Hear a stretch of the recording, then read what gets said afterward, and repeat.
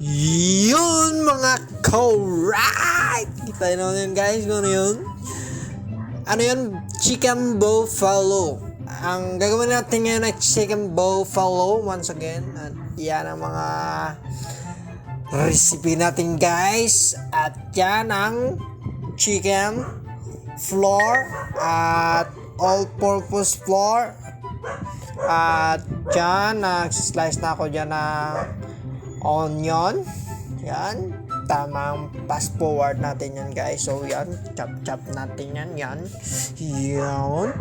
Yan. At yan. At igagamitin natin guys yung binili natin sa Shopee. At yan. Ang tawag dyan ay slicing ingredients.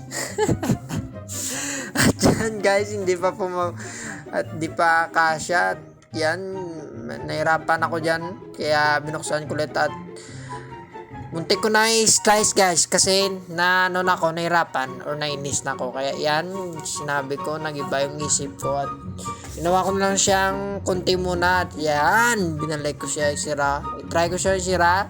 So yan, nagkasya din. At yan, bam. Yun. Parang nagbabati tayo ng itlog lang dyan guys. So yan. Tingnan natin ang kinalabasan nyo guys. So yan. Naggawa siyang dice or ano tawag dyan. Basta na pino siya guys. So yan. At next yan. Smeckles yan. Yan. At naputol yung blade niya guys. Pero natural lang yan. At yan. Nalagyan natin sa bowl. At pagkatapos niya ng next natin ay bawang. At yan. Tamang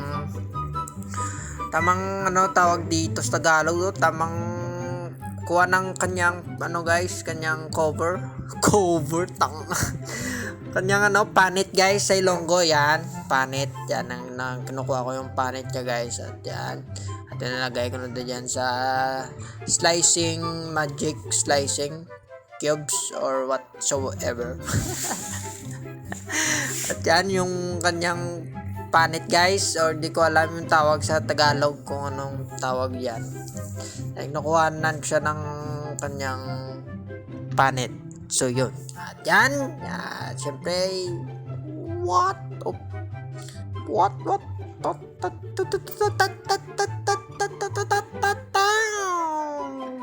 So yan. So yun guys, tignan natin ulit kapag magic. Napakagaling ng gamit nito guys. Hindi ka na mahirapan mag-chop ng kutsilyo dyan guys. At hindi ka pa mapipilas sa Ilonggo or bleeding your hands. English, bleeding your hands. So yun, pagkatapos nun, para sa yun guys, para sa sauce natin yun mamaya. At yan, yung manok natin, yung breast part yan guys, ayan. Tinitimpla ko na siya ng asin, salt, at all-purpose flour, patis, at magic syrup, at ng tawag dito bitsin. So yan, tamang mekos. At nalinis ko naman dyan ng kamay ko guys. So don't worry, at kami naman dyan ang kakain, hindi kayo. So yun, at lagyan ng harina, all-purpose flour or corn, all-purpose flour, mali pala, cornstarch pala guys, kag flour. Yan. So yun, next part ay iinit tayo ng mantika dyan guys. At i-deep fry natin yan guys. So yan, tamang lagay mo na tayo ng mantika yan guys. So yan. Binuhos na lahat. Nasa 2 litro yung guys na mantika. So yun. 2 litro, 2 lipid guys. Lipid. So yan na yung manok. At mainit na dyan ng mantika guys. So yan, lalagay na natin ng first batch ng manok. So yan, tamang bula. At mainit na yung mantika dyan guys. So yan, lagay ko na yan dyan. Hindi magkasya lahat kayo guys kaya first batch yan guys. So yan ang first batch yan guys. So yan, at luto na. Ginawa natin golden brown lang muna guys. So yan, Tamang golden brown lang yan guys. So yan. At ito yung second batch guys. Second batch. Yun. Yan. Tamang ano lang. Lagay lang tayo. At yan. Tapos hintay natin maluto. Syempre, magic natin yan. One slap lang yan. Luto na yan guys. So yan, peace. Yan. At bago, dapat try muna natin. Yan.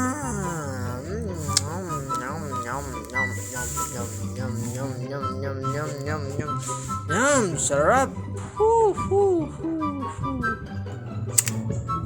At yan guys, luto na yung ikalawang batch. At yan, medyo fast forward lang tayo dyan guys. So yan, kita nyo naman guys, yan, crunchy yan guys, promise.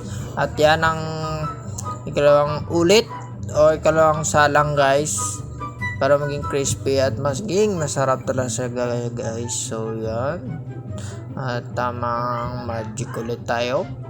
Ano ko yan, nalagay ng mabuti guys para maluto siya ng maigi. So yan, tapos na, magic lang guys.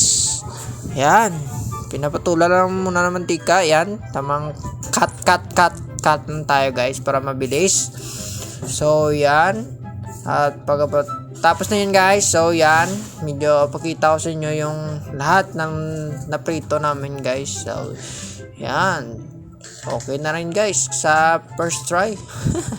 At yan guys, gagawa tayo ng sauce. At syempre, first ay butter. Lagay ko na yung butter guys.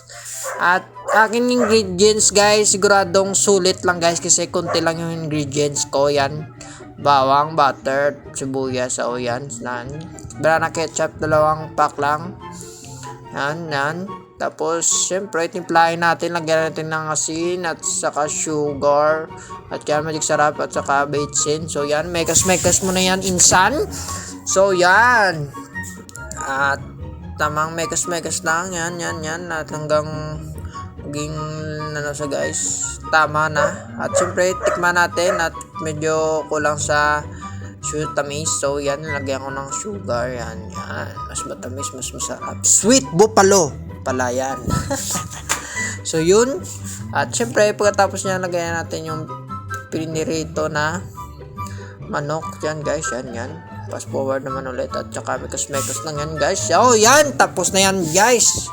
Lagay mo lang lahat. At yan, dapat makuha lahat yung sauce. So yan, at syempre pagkatapos nyan, piplating na natin guys, kasi gutom na kami dyan guys, promise. So yan, tamang lagay lang ng manok. Yan, fast forward naman natin ulit kasi para mabilisan lang tayo. Yan, tapos lagyan ng sesame seed para maganda rin sa video guys. So yun lang. At syempre, hindi pwede na videoan lang natin, dapat syempre tikman natin yan guys pagkatapos ng video. Yan, kita nyo na guys, sarap yan, promise guys, promise. Sweet buffalo chicken or chicken buffalo sweet. So yan, at yan na guys, at talagay na sa aking baba. Medyo meron butog ng konti kasi hindi ko kinuha yung mga butog guys, kasi tamad ko guys. So yan. At syempre, mas masarap kapag may rice. So yan lang guys, salamat sa panonood ng video ko. So yung approve na approve.